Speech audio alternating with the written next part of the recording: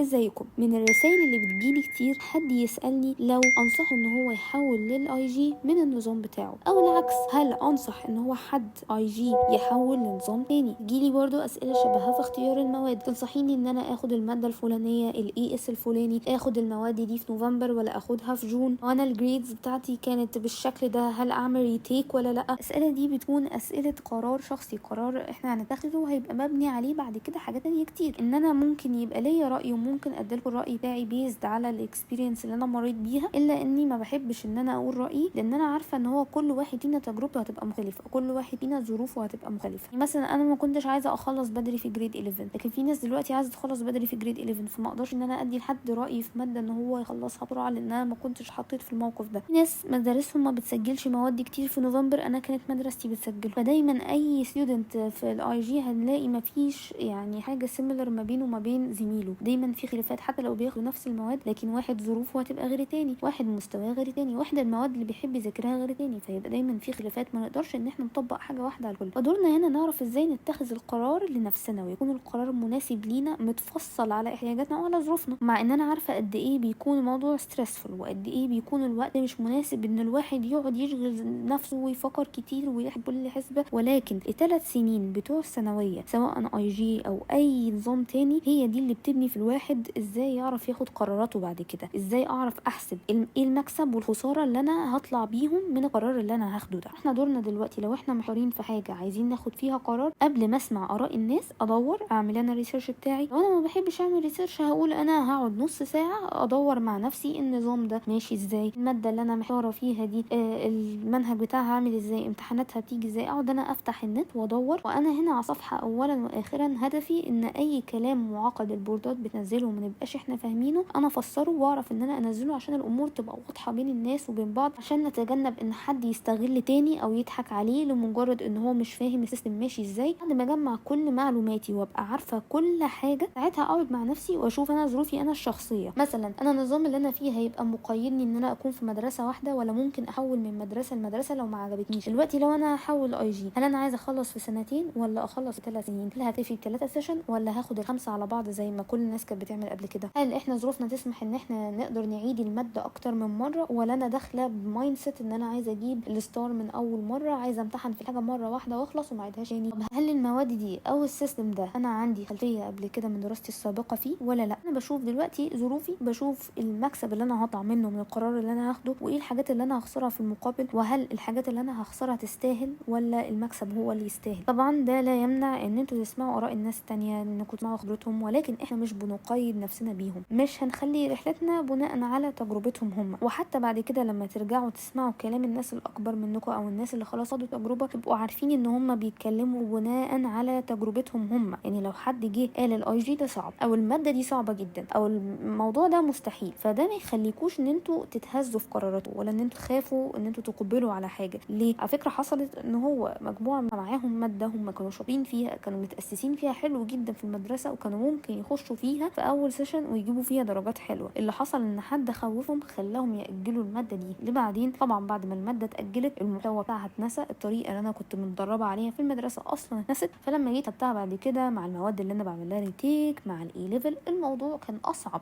فليه؟ لان انا اخدت براي حد كانت بالنسبه له تجربه مختلفه عن تجربتي، كان بالنسبه له هو بياخد الماده لاول مره، لكن انا ما باخدهاش لاول مره. والعكس صحيح، وبيبقى منتشر اكتر ان هو مجموعه ناس تطلع تقول يا جماعه دي ماده سهله، دي ماده ستار، دي مش عارفه ايه. النظام بتاع الاي جي ده فيه مكاسب كتير، هتخشوا كليه اللي انتوا تلموا بيها من غير ما يذكر الصعوبات، من غير ما يذكر الحاجات اللي انتوا ممكن تعانوا فيها في النص، هيذكر الجانب الايجابي وينسى يقول لكم على الجانب السلبي. ندخل احنا فاكرين ان هو الدنيا سهله، وان احنا هنعرف نجيب درجات حلوه جدا جدا، وتجربتنا تخلينا نتفاجئ ان هو لا، الدنيا مختلف. يكلم ده ما كانش بيركز قوي على الصعوبات او على الحاجات اللي ضايقته في النظام، واحنا فكرنا ان الموضوع هيبقى سهل. فكل واحد تجربته هتبقى مختلفه. اسمعوا عادي اراء الناس، ولكن اعرفوا ان هو الدنيا مش صعبه قوي ومش سهله قوي، وان الواحد عشان يتاخد قرار شخصي لازم يفصله على مقاسه، ما ينفعش ان هو حاجه واحده تمشي على الكل.